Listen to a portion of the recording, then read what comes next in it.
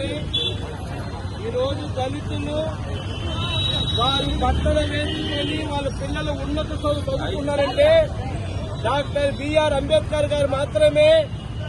అతను లేకపోతే దళిత కులం లేకుండా పోయి ఉంటుంది. ఒక్కసారి చెప్తున్నా, దళిత నాయకులారా, దళిత ప్రజలారా, నువ్వు ఏ పార్టీలో ఉన్నా పర్వాలా, పార్టీ కాదు ముఖ్యము. దళితునికి అవమానం జరిగింది. దళితునికి అవమానం జరిగినప్పుడు నీకు జరిగినట్టే ఈరోజు నాకు జరిగింది. కాబట్టి దళితులు ఏకమైతేనే రాబో దినాలలో మనము ఈ లోకంలో, ఈ ప్రాంతంలో తిరగగలం. లేకపోతే ఒక వైఎస్ఆర్ పార్టీకి మాత్రం ఈ కారణం కాదు, కానీ దళితులకు అవమానం జరిగింది.